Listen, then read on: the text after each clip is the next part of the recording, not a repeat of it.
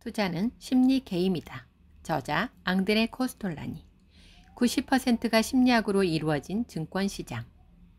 대중의 깊은 심리적 동기들 및 특정 상황에서 그들의 반응은 사실 예측할 수 없다. 그리고 개개인이 내리는 결정들이 모였을 때 그 합계의 강도, 즉 대중의 심리적 반응의 강도와 시점들을 보통 사람들은 알 수 없다.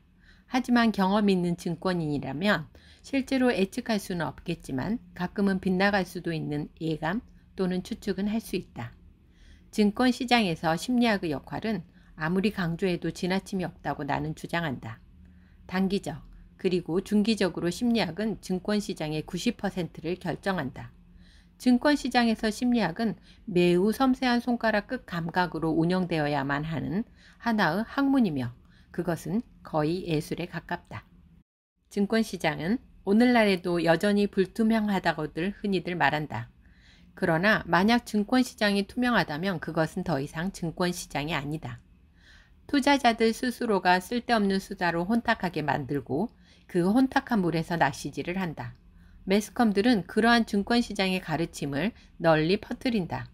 언론의 보도와 해설에는 온통 혼란만이 가득하다. 그리하여 대개는 주가지수가 먼저 변하고 급히 만들어낸 이유들이 그 뒤를 따르게 된다. 실업률의 감소로 인플레이션이 발생하고 그로 인해 금리가 상승하고 또 그 결과 증권 시세가 떨어진다고 사람들은 말한다. 그러나 며칠 뒤에 사람들은 실업률의 증가가 경기 침체의 징후라며 걱정을 한다. 자꾸만 커지는 무역수지 적자가 바람직한 것으로 해석되기도 하는가 하면 너무나 많은 수출은 물가 상승을 야기한다는 이유로 부정적으로 받아들여지기도 한다. 어떤 때는 달러의 강세가 바람직한 것으로 여겨진다. 왜냐하면 미 연방준비제도 이사회가 금리 인상을 하지 않아도 되기 때문이다. 참 논리적인 것 같아 보인다. 그러나 며칠 안 가서 사람들은 달러화의 강세를 부정적인 요소로 간주한다. 이 모든 것은 단지 전문가의 기분에 달려있다. 어느 특정 사건이나 금융정보 또는 풍문에 대한 대중의 반응이 긍정적일지 부정적일지는 때로는 나 자신도 추측할 수 없다는 것을 나도 인정한다. 어느 특정 뉴스가 경제적 사건들에 어떻게 작용할 것인지, 그것이 증권시장의 호재로 반영될 것인지, 악재로 반영될 것인지 투자자들은 그 규칙을 전혀 알 수 없기 때문이다. 증권시장은 자주 술주정뱅이처럼 행동한다. 악재의 뉴스에 울기도 하고 악재의 뉴스에 웃기도 한다. 증권시장 또는 외환시장의 시세는 오르락 내리락 하며 움직인다. 그런 뒤에 수많은 참여자들, 즉 투자자, 투자 전문가, 그리고 분석가들은 서로 정반대의 주장들로 왜 그렇게 되어야만 했던가에 대해서 아주 그럴듯한 설명을 내놓는다. 시세가 먼저 뉴스를 만든다. 그리고 나서 뉴스가 퍼진다. 뉴스가 시세의 움직임을 만드는 것이 아니다.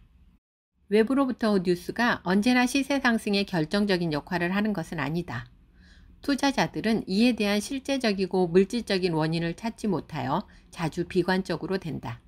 이러한 비관주의는 증권시장 참여자들의 공통적인 특징이다.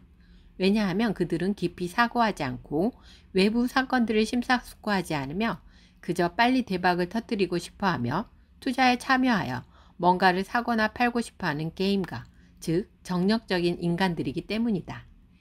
이러한 게임가들이 증권시장에 많이 관여하면 할수록 증권시장의 분위기는 더욱 불안정해진다.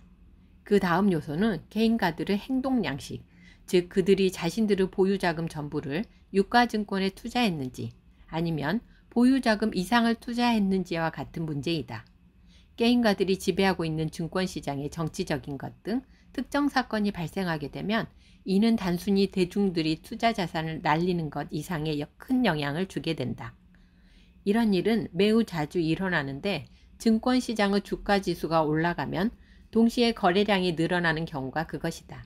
이러한 상황에서 분석가들은 증권시장이 안정적이라고 말한다. 왜냐하면 거래량이 늘어난다는 것은 대중들이 증권시장에 관심을 갖는다는 증거이기 때문이다. 그러나 내 생각에 이것은 근본적으로 잘못된 것이다. 시세가 상승하는 증권시장에서 거래량이 늘어나면 늘어날수록 더욱더 많은 주식들이 큰 손에서 작은 손으로 가게 된다. 즉, 심리적으로 안정된 증권시장 참여자들로부터 심리적으로 흔들리는 증권시장 참여자에게로 옮겨가는 것이다. 그리하여 모든 주식들이 작은 손들 속에 머물러 있게 되면 주가 폭락은 곧바로 눈앞에 닥쳐오게 된다. 대중의 심리적 반응의 강도는 단지 시장의 이러한 기술적 심신 상태에 달려 있다고 나는 확신한다. 아마도 많은 사람들이 경제학이나 심리학을 전공하지 않은 내가 여기서 증권경제 심리학자로 등장하는 것을 주제넘은 짓이라고 생각할 것이다. 내가 경제학이나 심리학을 전공하지 않은 것은 사실이다. 그러나 나는 오랫동안 증권 인생의 정글 속에서 높은 수업료를 지불하면서 더 많은 것들을 배웠다. 그리고 무엇보다도 다행스러운 것은 나는 항상 객관적 분석에 있어서는 선입견에 사로잡히지 않은 채로 남아있다는 사실이다. 그러나 나는 심사숙고, 논리, 정확성에는 절대적인 가치를 둔다. 나는 투자를 계획할 때마다 나의 생각을 정리하는 데 있어서 결코 바보 같은 짓을 하지 않는다. 잘못된 악보를 가지고는 연주를 할 수 없다. 지금까지 앙드레 코스톨라니의 투자는 심리 게임이다의 일부를 살펴보았습니다. 오늘도 홈킹과 유익한 시간 되셨기를 바랍니다. 구독과 좋아요를 누르면 부와 성공의 메시지가 전달됩니다. 감사합니다.